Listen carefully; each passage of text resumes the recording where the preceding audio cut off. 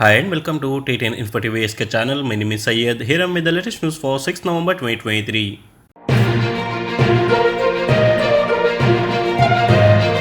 Saudi Foreign Minister meets Anthony Blinken and Jordan's king to discuss Gaza conflict in Amman. Saudi Arabia's Minister of Foreign Affairs Prince Faisal bin Farhan met with US Secretary of State Anthony Blinken on the sideline of an Arab-US meeting on the Gaza crisis in Amman on Saturday, the kingdom's foreign ministry said. During the meeting, the two ministers discussed ways to support efforts aimed at stopping the escalation of military operation in Gaza and its surroundings, and the efforts made towards introducing humanitarian relief and medical aid to prevent the worsening of the humanitarian crisis. Prince Faisal stressed the kingdom's categorical rejection of the forced displacement of the residents of Gaza, stressing his country's condemnation of targeting civilians in any way or disrupting infrastructure and vital interests that affect their daily lives, the ministry said in a statement. Saudi Hajj Minister concludes visit to Bahrain. Saudi Arabia's Minister of Hajj and Umrah Dr. Tawfiq Al-Rabia welcomed Bahraini citizens wishing to visit the two holy mosques and other historical sites in the kingdom, calling on them to use Saudi schemes that have eased Umrah procedures for pilgrims.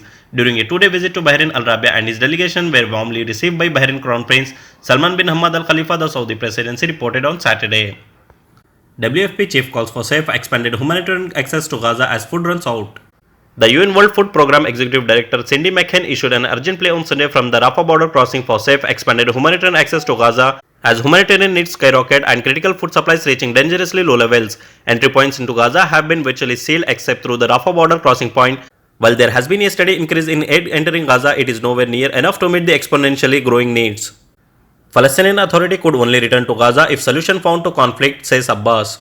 US Secretary of State Anthony Blinken made a high-security surprise visit to the Israel-occupied West Bank Sunday, meeting with Palestinian President Mahmoud Abbas, according to photographs released by the Palestinian Authority. The top US diplomat met with Abbas in Ramallah as global concern grows over rising violence in the occupied territory in tandem with the Israel-Hamas war in Gaza since October 7. Abbas said Sunday that the Palestinian Authority could return to power in the Gaza Strip only if comprehensive political solution is found for the Israel-Palestinian conflict. Lebanese Prime Minister calls for urgent Gaza ceasefire in Amman talks with Anthony Blinken. Lebanon caretaker Prime Minister Najib Mikati called for an urgent ceasefire in Gaza when he met US Secretary of State Anthony Blinken in Amman on Saturday. UK plans to expand extremism definition amid pro-Palestinian protesters as per report. The UK government is planning to widen extremism laws to punish people who undermine the country's value and institution amid massive pro-Palestinian protests across Britain, the Observer reported on Sunday. Hundreds of thousands rally in Jakarta to support Palestine. Hundreds of thousands of protests gathered in central Jakarta on Sunday in Indonesia, biggest display of solidarity with Palestine since the beginning of Israel's deadly onslaught on Gaza. Indonesia has been stern support for Palestine for decades, with its people and authorities seeing Palestinian statehood as mandated by their own constitution, which calls for the abolition of colonialism. North Korea creates new holiday to mark ICBM test launch. North Korea has created a new holiday to celebrate the anniversary of the successful test launch of its Hwasong-17 intercontinental ballistic missile last year, state media reported Sunday. Hamburg airport closed as police deal with the hostage situation. Hamburg police said on Saturday they were dealing with a hostage situation after a man drove through a barrier onto the ground of the city airport with a child. The airport closed for all takeoff and landing shortly after the incident at around 8 p.m. local time. The car with the 35-year-old man and 5-year-old child was parked under a plane, a police spokesperson said, and officers were on the scene with a large presence late on Saturday. Police said it was likely a custody dispute. The mother told police the father had been in contact with her about the act. Japan's Prime Minister toured Philippine patrol ship boost alliance amid maritime tensions. Japan's Prime Minister boarded a Philippine patrol ship on Saturday in a symbolic show of support as Tokyo shows up regional alliance to counter China's assertiveness in maritime dispute with its neighbor. Prime Minister Fumio Kishida visited to the Japanese-built BRP Teresa Magbunoa, which was docked at the Manila harbor. Capped his two-day visit to Manila, he held talks with President Ferdinand Marcos Jr. on Friday to strengthen defense ties amid their country's shared concern over China's behavior. Journalists condemn Israeli tactics to control Indian media. Indian journalists have condemned the Israeli ambassador's criticism of a leading Indian magazine, warning that Israel is trying to control the Indian media narrative of the issue of Palestine. According to Arab News, concern about Israeli effort to influence Indian journalists began to emerge last month when groups of journalism from India suddenly started visiting Israel. People Arab News spoke to decline to comment on whether they were sponsored by the Israeli government but admitted they were facilitated and given free visa by Indian security forces.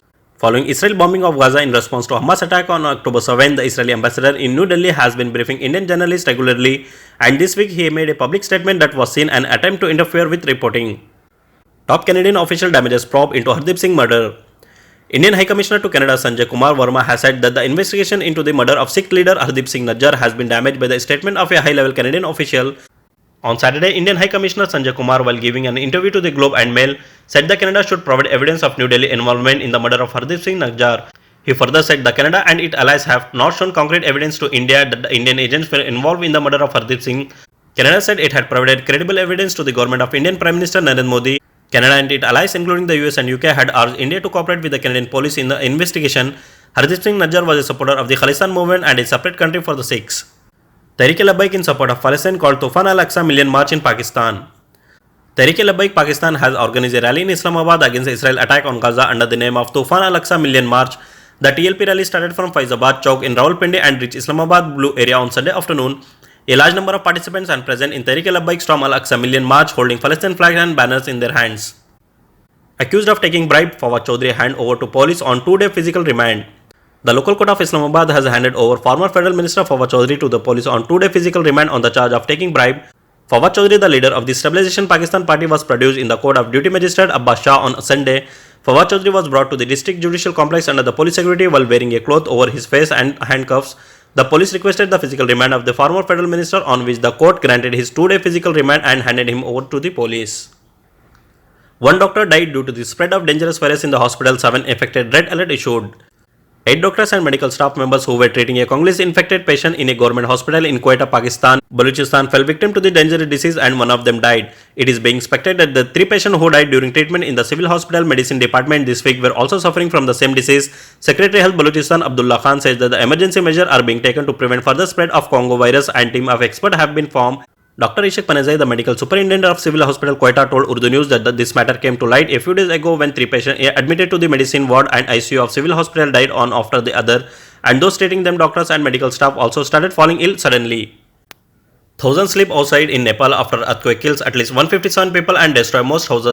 Thousands of villages in the mountain of northwestern Nepal slept outdoors Saturday in the night bitter cold after an earthquake killed at least 157 people and damaged or destroyed most homes.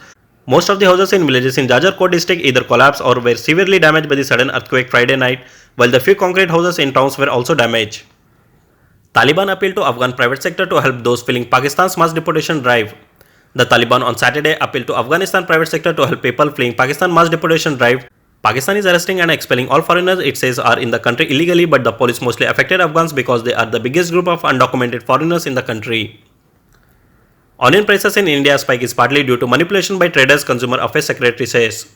Ahead of the festival season and assembly election in the 5 states, the rising price of the several essential items are creating a headache for BJP-ruled governments. For instance, onion prices according to government data are more than double last year rates. The centre has taken several steps to combat this, including export curbs on onions, food grain and sugar. Union Consumer Affairs Secretary Rohit Kumar Singh maintained a watch on the price of almost all essential grocery items, vegetable and milk product on a daily basis through the price monitoring cell of his ministry. In an interview with The Hindu, Mr. Singh said the recent measures have started showing result and prices are becoming more stable. India and Nepal border forces talks to begin in Delhi tomorrow. Border guarding force of India and Nepal will hold a 3-day bilateral meeting in New Delhi from November 6 and discuss measures to curb transport near crimes and timely sharing in intelligence input, an official said.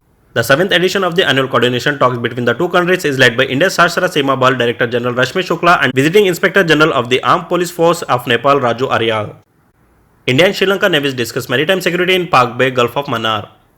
A recent meeting between the Indian and Sri Lanka navies discussed maritime security in the Pak Bay and the Gulf of Mannar region, the safety of fishermen measure to curtail trafficking of contraband, among other issues.